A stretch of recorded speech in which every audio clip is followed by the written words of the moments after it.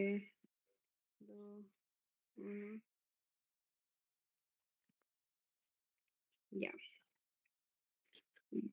Buenas noches, doctor. El día de hoy vamos a exponer lo que es respiración y ventilación, evaluación y gestión. Los integrantes somos mi persona, Juliana Choque, Michelle Belice Pariente Ledesma y Juan Manuel Zamora Justiniano. Bueno, vamos a iniciar con lo que es la respiración y la ventilación en el contexto del trauma torácico y su importancia de este. El trauma torácico es una de las secuelas más comunes de los traumas. Estos pueden ser ya sea una lesión contusa o una lesión penetrante. Puede comprometer la pared torácica y estructuras intratorácicas. También asocia a una gran alta morbilidad y mortalidad. ¿Qué estructuras pueden lesionarse? En estas pueden afectarse la pared torácica, los pulmones, el corazón, el diafragma, el esófago, el esternón y los vasos del mediastino. Esto también trae consecuencias fisiopatológicas, como cuando se produce una lesión torácica, puede aparecer consecuencias como la alteración de la ventilación, produciendo una acidosis respiratoria, la alteración del intercambio gaseoso, produciendo una acidosis metabólica, también el deterioro de la función cardíaca, por una lesión directa al corazón, puede provocar una hemorragia masiva y también lesiones de presentación tardía como una mediastinitis o una obstrucción intestinal. ¿Cuál es el rol del profesional clínico? Nuestro rol es conocer la anatomía torácica y la fisiología de la respiración o la fisiología respiratoria. También evaluar distintos tipos de lesiones, realizar procedimientos urgentes, manejo adecuado del dolor en fracturas costales. En esto tenemos los límites anatómicos. En esta diapositiva se van a mostrar algunos límites con relación a los órganos internos. Esto se puede ver de una vista anterior, posterior y lateral, lo cual es fundamental para el contexto de lo que es el trauma. Como podemos ver en la imagen de la izquierda, se presenta la vista anterior. Aquí se van a identificar puntos de referencia externos como la línea medio clavicular, el pliegue inflamario, que son las líneas rojas que se observan, la línea axilar anterior. También se muestran las dos cavidades pleurales, derecha e izquierda, que contienen a los pulmones, y la cavidad mediastínica, que está resaltado de naranja con una M, donde se encuentran el corazón y los grandes vasos. En la imagen central podemos ver la vista posterior. En esta imagen podemos observar el tórax atrás. En esto nos permite entender lo que es la región posterior del tórax, donde se pueden observar algunos órganos abdominales como el vaso,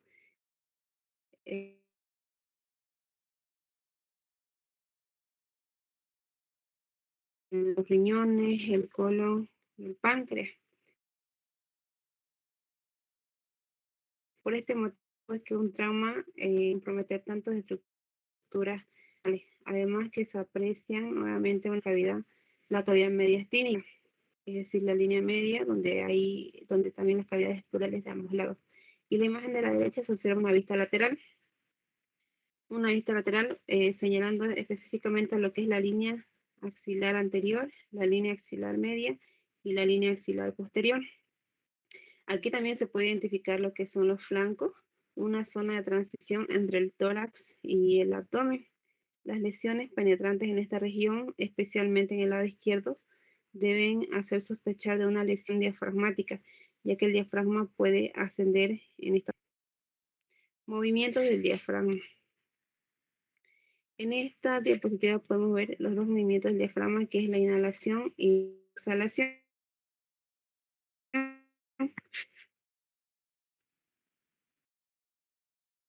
La inhalación, inspiración, contrae y desciende hacia la cavidad abdominal.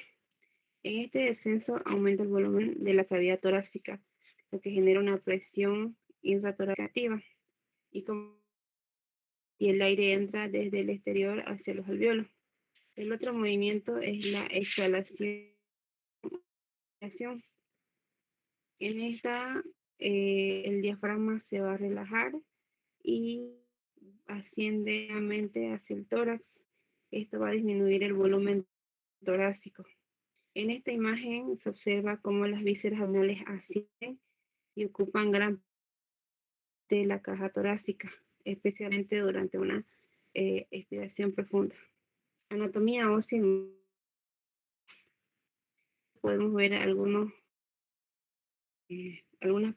partes que son los que está compuesto por 7 costillas verdaderas, 3 falsas, 2 tres. También los anteriores como los pectorales, los intercostales, el diafragma, posteriores como el trapecio y el dorsal. La caja cardíaca. La caja cardíaca es una media medial que está a la línea de los pezones y también al internal y el límite inferior es el reborde. Este es un acto de trauma penetrante donde puede ocurrir una hemorragia masiva. Los flancos y sesgos. Este es la región comprendida las líneas axilares anterior y posterior. En este vamos a poder observar también, se puede observar lesiones diafragmáticas y también aquí se encuentra el paquete neurovascular que se encuentra bajo la costilla. Durante el procedimiento como la toracostomía es fundamental conocer la anatomía de estos agujas que se colocan. No sé si me escucho muy cortado. Y aquí se encuentra el paquete neurovascular y es importante conocerlo para disminuir el riesgo de penetrar la cavidad abdominal. Buenas noches, doctor. Mi nombre es Michelle Pariente y continuando con la exposición, yo voy a hablar de la fisiopatología de las lesiones torácicas. Para esto tenemos que saber que la ventilación depende de la interacción entre los pulmones, la pared torácica, el diafragma y los músculos intercostales. Siguiente. Bien, primero en la inspiración vamos a ver que el diafragma se contrae y desciende, haciendo que los intercostales eleven las costillas, aumentando el volumen torácico y disminuyendo la presión intratorácica. Así el aire entra por gradiente de presión. Y en la expiración tenemos una relajación muscular que hace que disminuya el volumen torácico y aumente la presión intratorácica y aquí es cuando el aire sale. Siguiente.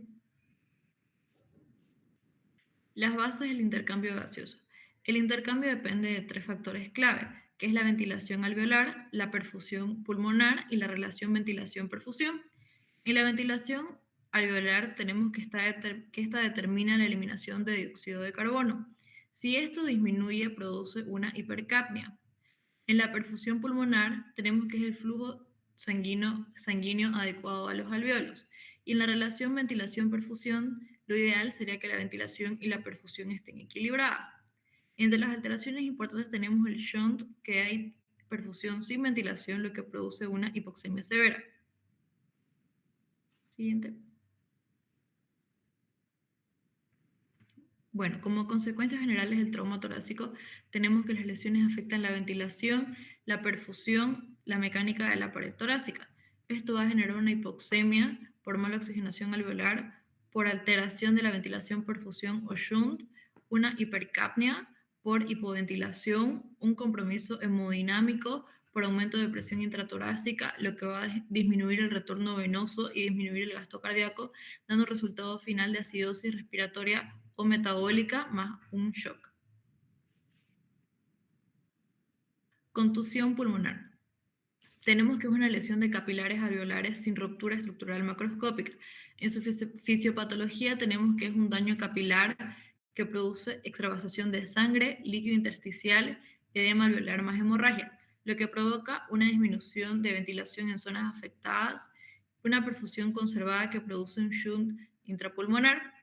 Entre las consecuencias tenemos una hipoxemia refractaria a oxígeno que disminuye la distensibilidad pulmonar, lo que produce un pulmón rígido, aumentando el trabajo respiratorio. Y en evolución tenemos que es progresiva de 24 a 72 horas, que es muy importante en la clínica. Neumotórax. Esta es la entrada de aire en el espacio pleural, lo que produce una pérdida de presión negativa y, por ende, el colapso pulmonar. Aquí vamos a tener diferentes tipos de neumotórax, empezando por el neumotórax simple, donde se pierde la expansión pulmonar, disminuye la ventilación del lado afectado y puede haber una hipoxemia leve a moderada. Seguimos con el neumotórax a tensión, que la válvula unidireccional, el aire entra pero no sale. Esto aumenta progresivamente la presión intratorácica y sus efectos son el colapso completo del pulmón afectado, desplazamiento del mediastino y compresión de la vena cava aurícula derecha, lo que da una consecuencia disminución del retorno venoso, disminución de la precarga, disminución del gasto cardíaco y causando un shock obstructivo. Y por último tenemos el neumotórax abierto, que es una comunicación directa con el exterior. El aire entra por la herida, lo que produce una menor resistencia que la vía aérea, resultando en una ventilación ineficaz y en una hipoxemia.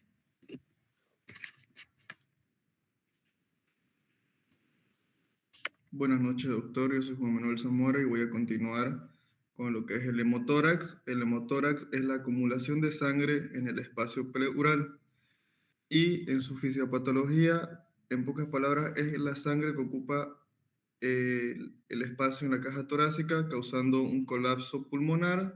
Esto va a causar la disminución de la ventilación y la pérdida del volumen sanguíneo. Siguiente, por favor.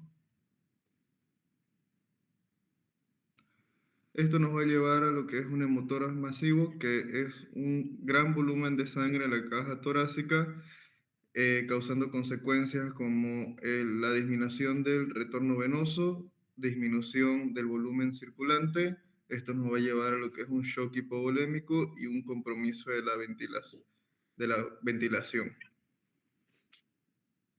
Ahora, las fracturas costales y tórax inestable.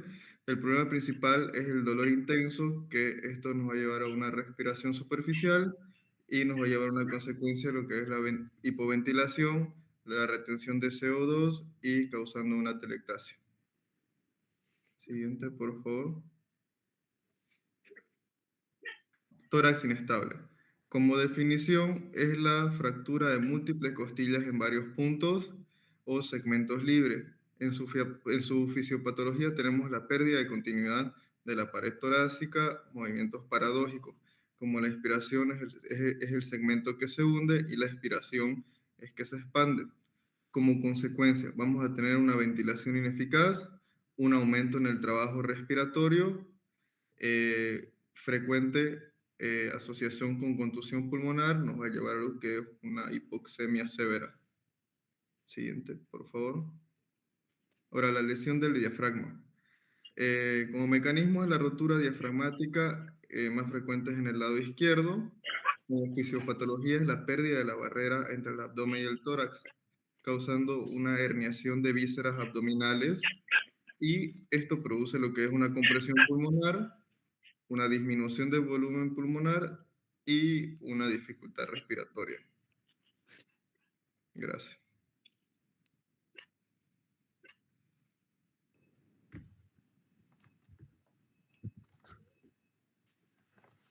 Bien, continuando con la exposición, vamos a ver lo que es la fisiopatología de la lesión traqueobronquial. Cuando hablamos de una lesión traqueobronquial, hablamos de que hay un traumatismo, ya sea evidente o no evidente, de la tráquea o el bronquio.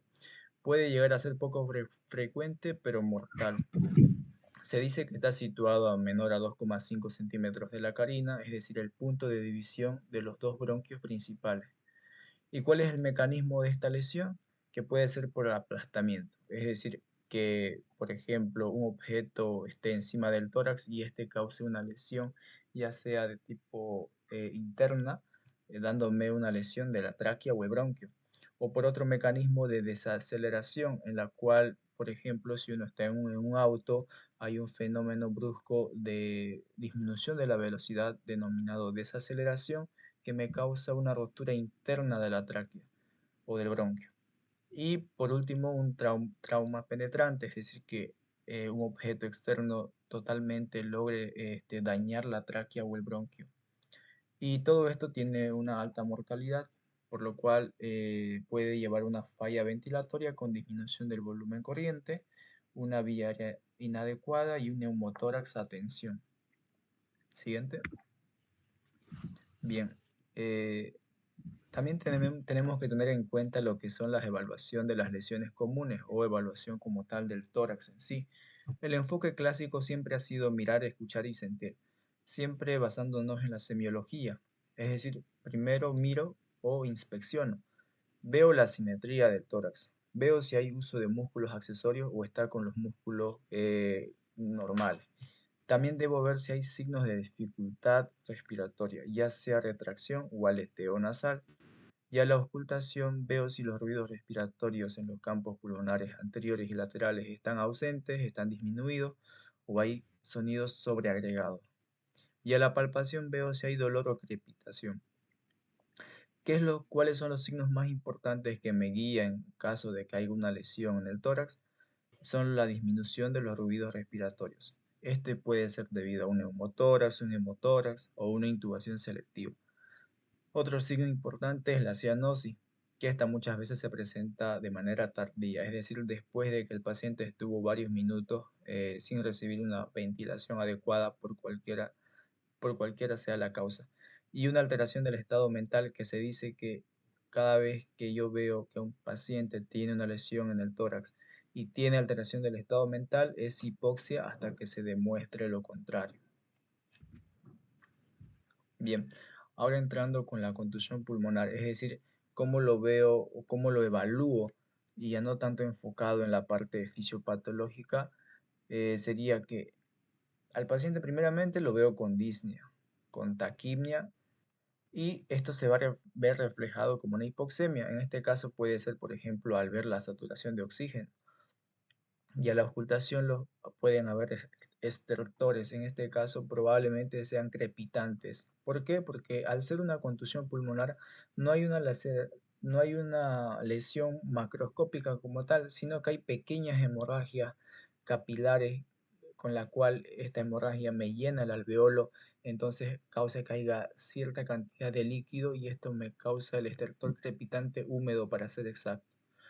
Disminuyen también los ruidos respiratorios y los signos de lesión avanzada pueden ser la sibilancia, el esputo sanguinolento y la tos, todo como mecanismo de defensa para expulsar lo que son estas secreciones hemorrágicas o edema alveolar.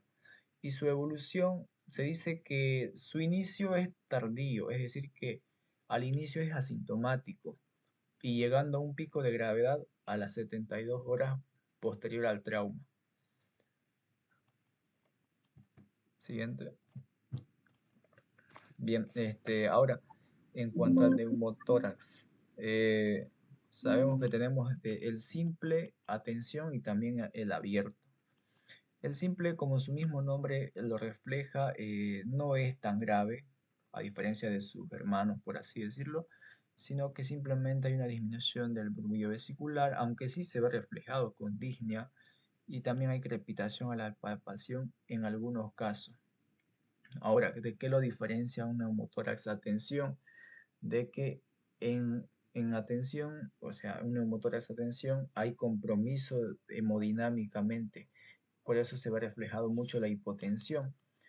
Aparte de que puede haber desviación traqueal, que es difícil evaluarlo clínicamente, pero sí radiológicamente. Y el diagnóstico clínico está basado según el mecanismo de trauma, según si yo encuentro disminución de ruido respiratorio, si yo encuentro hipotensión, es decir, compromiso hemodinámico. Siguiente. Y bien, por último, el neumotórax abierto. ¿De qué manera yo lo evalúo? viendo el defecto visible en la pared torácica. En un neumotórax abierto, sí o sí tiene que haber una lesión visible para decir que es abierto y que hay acceso o entrada de aire al espacio pleural. Y por eso muchas veces se puede escuchar un sonido de succión con la respiración. También puede haber dolor y dificultad respiratoria, taquipnia, disminución del murmullo vesicular y un movimiento ruidoso de aire por la herida. Bueno, a partir de aquí doy paso a mi compañero Jonathan. Mm, en la evaluación del hemotórax tenemos con la presentación clínica similar a un neumotórax con disnea, disminución del murmullo vesicular del lado afectado en este caso, y puede variar según el volumen, siendo pequeño hasta un hemotórax de gran tamaño.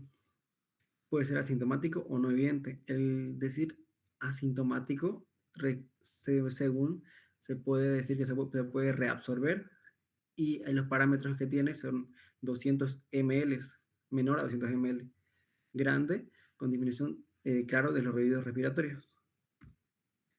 Los tipos de hemotórax son hemotórax masivo, críticos, con disminución de ruido respiratorio, con shock hemorrágico y una hipotensión. Hemotórax a tensión, con disminución de ruidos respiratorios, hipotensión y mecanismos mixtos, disminución de retorno venoso, como hemotórax a tensión, y disminución del volumen circulatorio por hemorragia. Las fracturas costales y tórax inestable.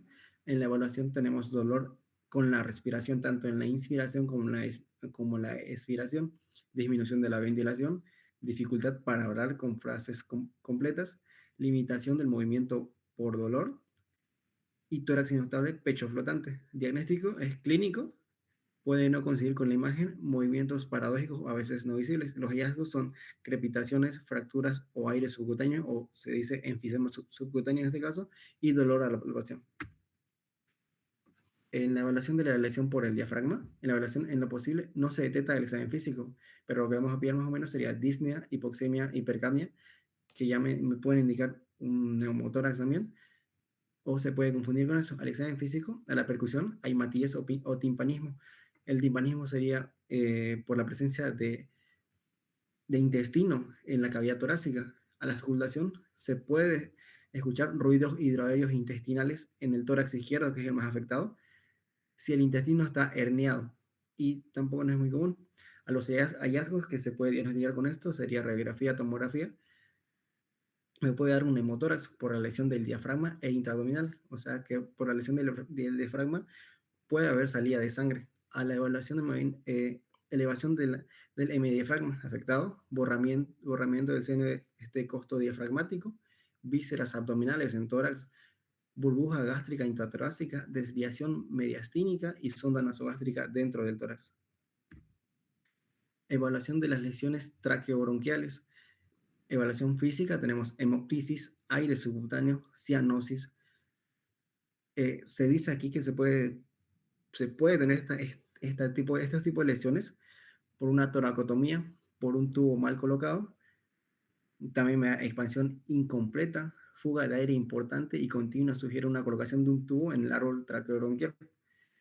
Los hallazgos que tenemos son neumotórax a tensión, por la causa de un tubo mal colocado puede ser, hiperclaridad de los campos pulmonares, desplazamiento del mediastino, neumomediastino, colapso pulmonar y enfisema subcutáneo. Complementos de evaluación.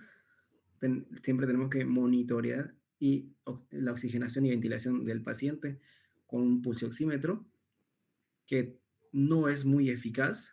Algunas veces se marca una saturación inadecuada, y lo más eficaz sería, y más preciso, tener una capnografía, un capnógrafo a mano para verificar una gasometría arterial que me puede diagnosticar una hipoxemia, una hipercapnia, y me proporciona también información sobre el estado del equilibrio ácido-base del paciente.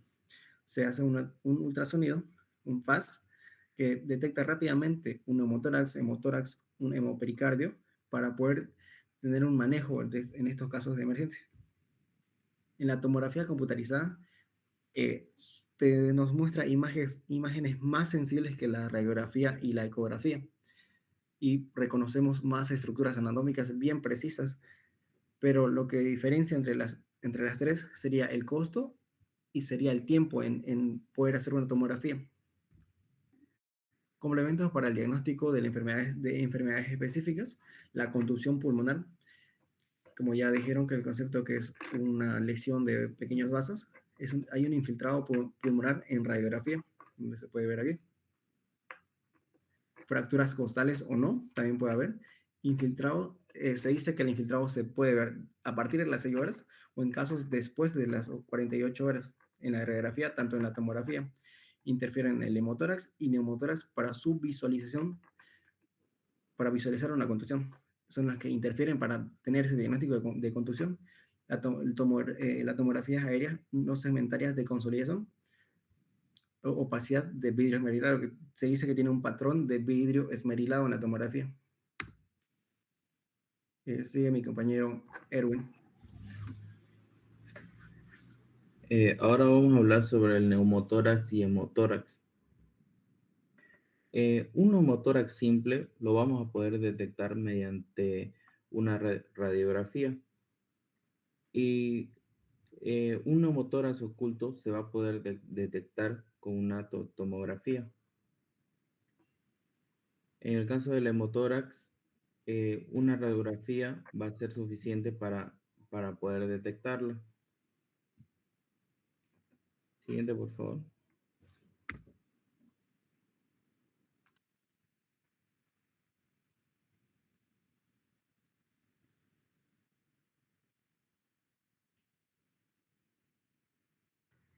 Bien, seguimos con fractura de costilla. Las fracturas costales se detectan mejor mediante una tomografía computarizada, ya que esta nos va a proporcionar información un poco más detallada sobre la ubicación de la fractura y la gravedad de la misma. Y también nos va a permitir evaluar una lesión pulmonar, ya que estas fracturas pueden sufrir algún desplazamiento y pueden ocasionar perforación de algún pulmón. La tomografía de tórax permite cuantificar el número de segmentos de la fractura y nos va a también permitir, como dijimos al principio, detectar si nos va a ocasionar un hemotórax o neumotórax. Siguiente, por favor. Las lesiones del diafragma son más difíciles de diagnosticar con solo una radiografía, excepto en el caso de que las vísceras se hayan herniado en el tórax. Como vemos en la imagen, se puede ver solo en la radiografía cuando esta herniación pasa por el diafragma. Y en el caso de que se sospecha de un desgarro del diafragma izquierdo, se puede insertar una sonda nasogástrica en donde si la sonda parece superior al diafragma en el tórax, se va a sospechar de un defecto diafragmático. En este caso es una tomografía en donde vemos que la sonda está por encima del diafragma. Eso quiere decir que ha habido una herniación. Siguiente, por favor. Ahora, el diagnóstico de una lesión diafragmática lo vamos a confirmar mediante una exploración quirúrgica con técnicas mínimamente invasivas como la laparoscopía. Una lesión del diafragma puede presentarse tras una herida por arma blanca en la parte debajo del nivel del pezón en la región torácica. Y las lesiones por arma de fuego, como vemos en la imagen, se debe tratar con frecuencia mediante exploración quirúrgica porque no sabemos en el interior de qué estructuras ha podido dañar. Por tanto, podemos decir que la evaluación de una lesión diafragmática se realiza intraoperatoriamente. Siguiente, por favor. Lesiones traqueoabdominales. Lo que vamos a usar en estas lesiones para detectarlas es la broncoscopía, que confirma el diagnóstico de lesiones traqueoabdominales. La tomografía también es útil para evaluar vías respiratorias y pulmonares, así como para evaluar posibles hemotórax y neumotórax, como mencionamos al inicio.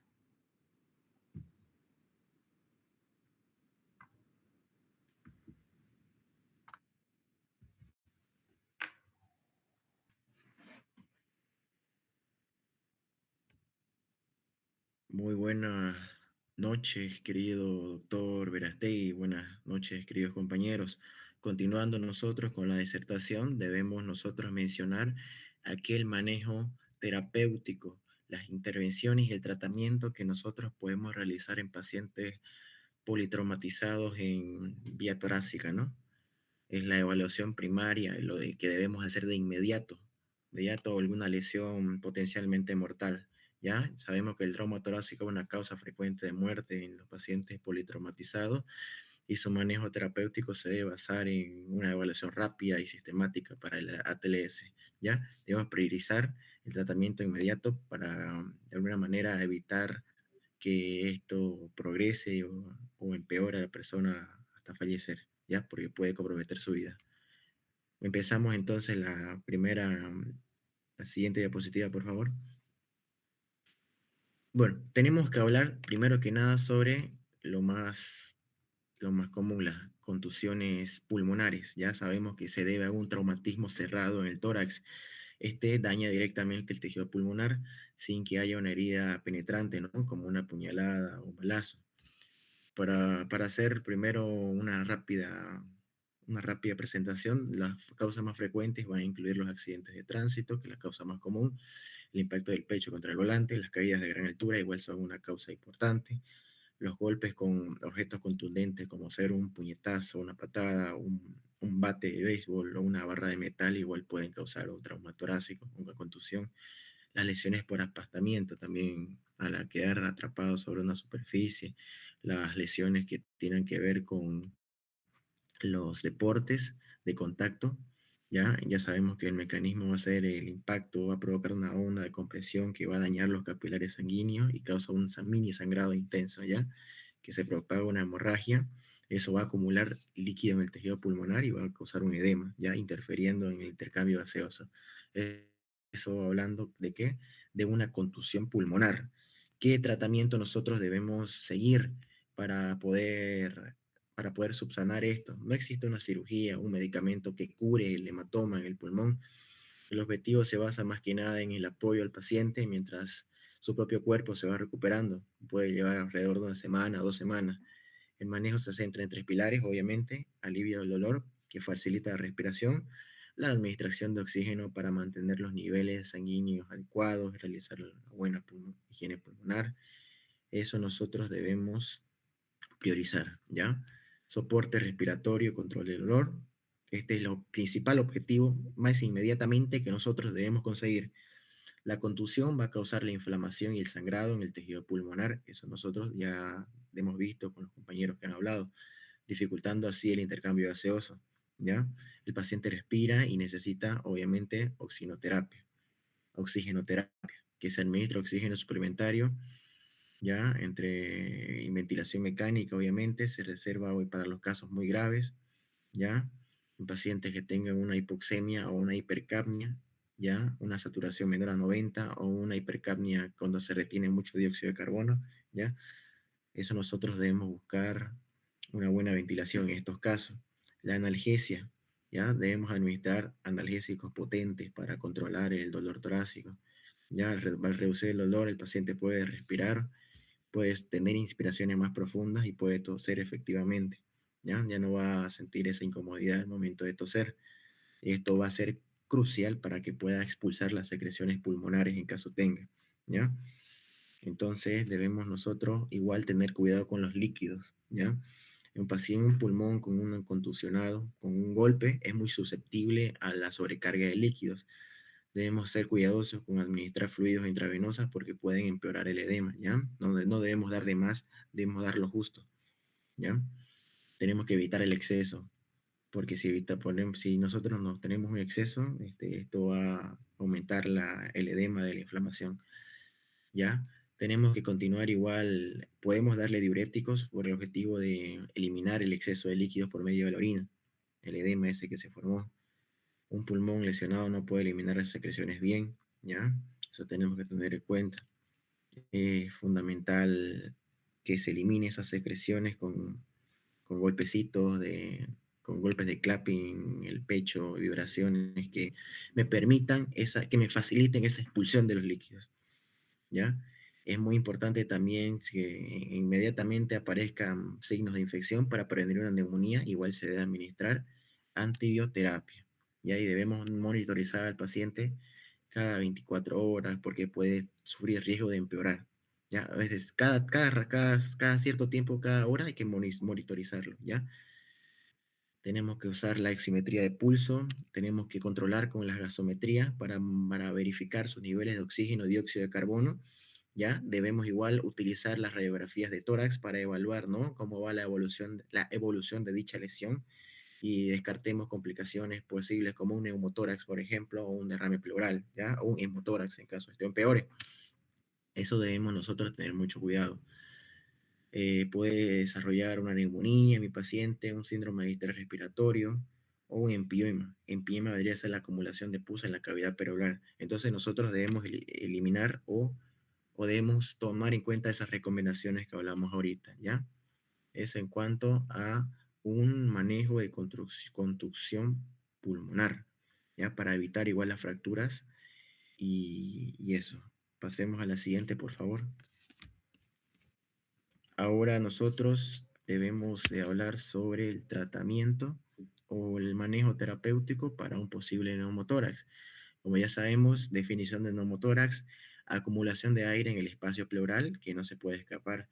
Esto va a provocar el aumento de la presión intrapleural, puede desviar mi mediastino y puede colapsar el pulmón contralateral, comprometiendo igual el retorno venoso, el gasto cardíaco, todo. ¿Ya? El tratamiento tiene que ser de prioridad. Ya no debemos esperar la confirmación radiológica, es decir, yo veo a mi paciente en un estado inestable, ya está hipotenso, está con distrés respiratorio, está con la tráquea desviada, tiene un flujo yugular, las venas yugulares están ingurgitadas. Debemos tener cuidado con eso. Inmediatamente nos esperamos el tratamiento radiológico. Directamente vamos con el paciente. ¿Cómo lo podemos hacer? Directamente si es un neumotórax a tensión, podemos usar agujas de descargas de compresión con aguja, ¿ya? Lo podemos colocar en el segundo portal, línea medio clavicular, y no se ve la diapo. ¿Se puede arreglar, por favor, la diapo para que veamos? Ya agujas largas de 14G, 4 o 5 centímetros. Podemos conectarlas a una válvula unidireccional y dejar que el aire fluya por ahí, ¿ya? Nosotros debemos escuchar la salida súbita del aire, ¿ya? Para poder ver si queda o no queda. Inmediatamente debemos colocar el tubo de tórax o una toracostomía con sello de agua en el quinto espacio intercostal. Ya si no se lo puede hacer, perdón, se puede dejar la aguja como puente nomás, ¿ya?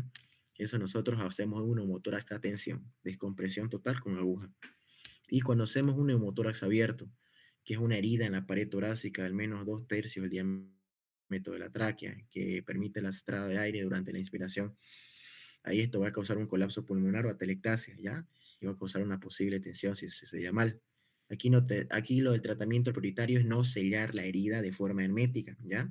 Primero debemos mencionar que se debe ventilar al paciente con oxígeno al 100%. Debemos colocar los apósitos estériles con 3 puntas, ¿ya? Para sujetarlo de 3 bordes, ¿ya? Con el esparadrapo. Eso nosotros debemos dejar. ¿Ya? El cuarto lado tiene que estar libre para que el aire atrapado salga, ¿ya? Así como vemos en la imagen de arriba. Solo colocamos 3 sellos y el cuarto dejamos que el aire fluya. Eso en cuanto al neumotórax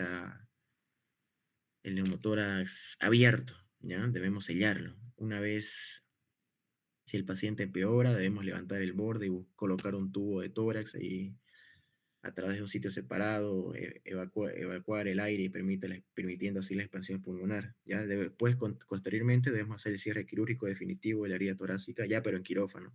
Ya al cirujano le explicamos y él nos va a hacer esa intervención quirúrgica a mi paciente. Eso para cerrar esa herida que está abierta, ¿ya? Esa herida. Lo que no debemos hacer entonces es cerrar herméticamente. Debemos esperar y después de que ya fluya todo el aire que se acumuló, recién ahí puedo yo cerrar esa herida. Muy bien, entonces continuando, mis compañeros van a hablar sobre hemotórax.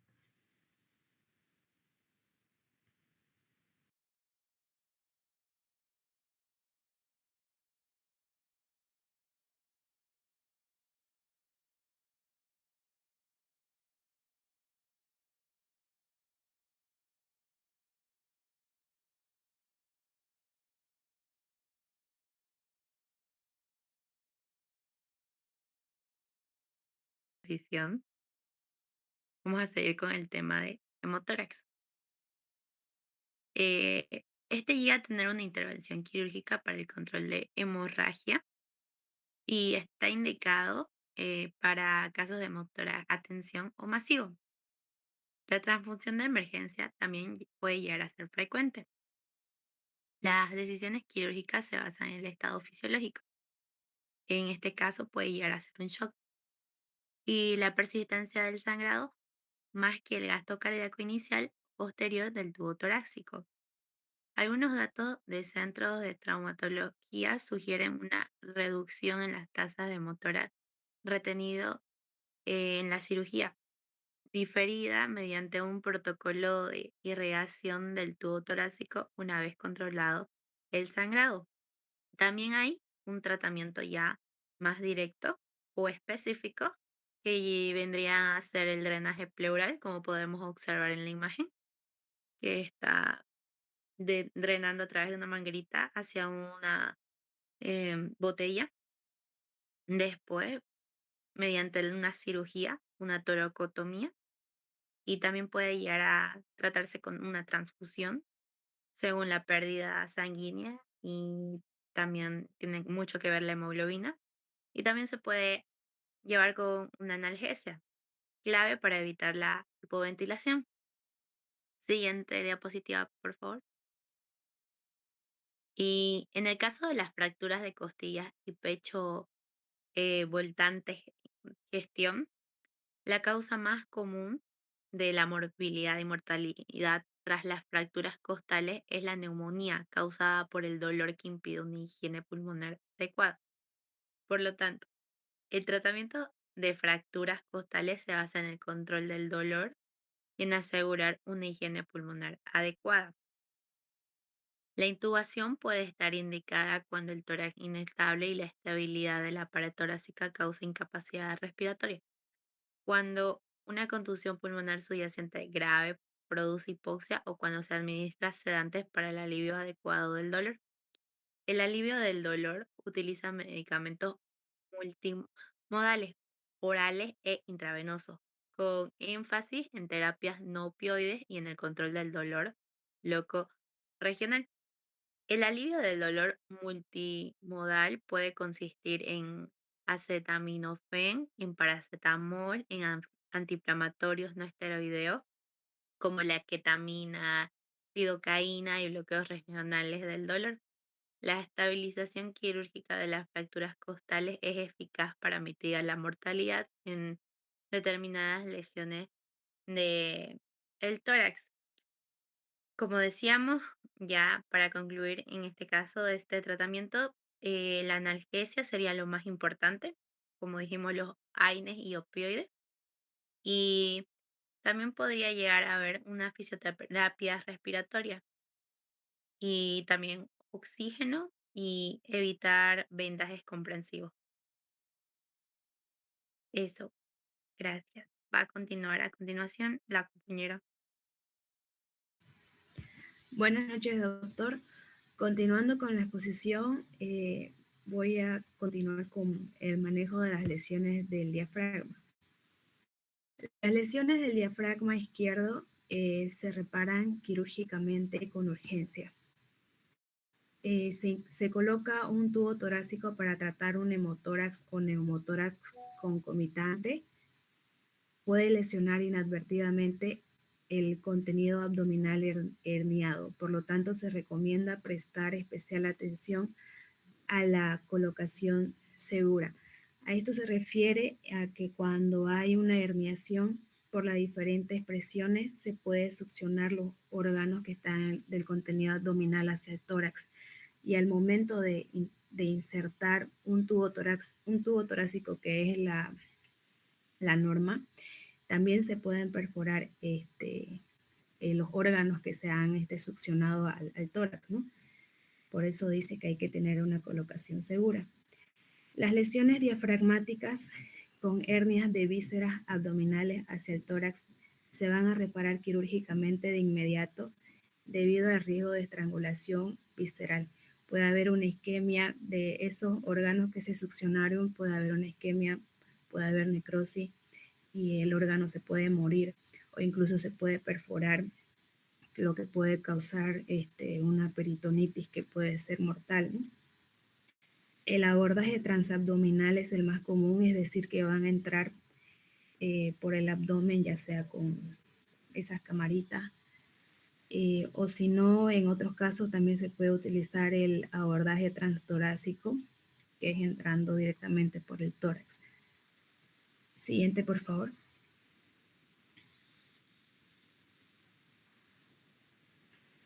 La lesión traqueobronquial, gestión, se va a realizar una toracostomía con tubo de urgencia, a menudo precedida de una toracostomía con aguja o de dedo para el tratamiento de neumotórax de tensión. Como habían dicho mis compañeros, el neumotórax de tensión era una emergencia. Entonces, lo primero, se tiene que colocar el tubo de urgencia mediante una toracostomía, pero antes se realiza la toracostomía con aguja, como mencionaron mis compañeros, que es simplemente colocar una aguja de calibre para que se pueda descomprimir, ¿no? O si no, la otra técnica es utilizar también, realizar la incisión y colocar el dedo y así se descomprima también. Y ya después se hace el tubo de urgencia, que es la medida más definitiva. Las anteriores son más de emergencia, más de al rato. La intubación de pacientes con lesión traqueobronquial puede ser difícil debido a la distorsión anatómica causada por el traumatismo circundante. También, como mencionaron mis compañeros, ya sea un edema, un desgarro, que se pueda romper la tráquea, al momento de colocar el tubo, pues no va a seguir la forma anatómica correcta. Entonces puede ser difícil la intubación. Aquí dice, pueden estar indicadas técnicas avanzadas de la vía aérea como el avance del tubo endotraqueal asistido por fibra óptica, es decir, los que tienen como una camarita para que llegue distal al desgarro, es decir, después del desgarro, y para que al momento de que uno haga las insuflaciones el aire no se escape. Entonces tiene que estar después del desgarro, y la intubación o la intubación selectiva del bronquio no afectado, es decir, directamente intubar el bronquio que no está afectado, dejando de lado el que sí. Se tiene que solicitar consulta quirúrgica de inmediato.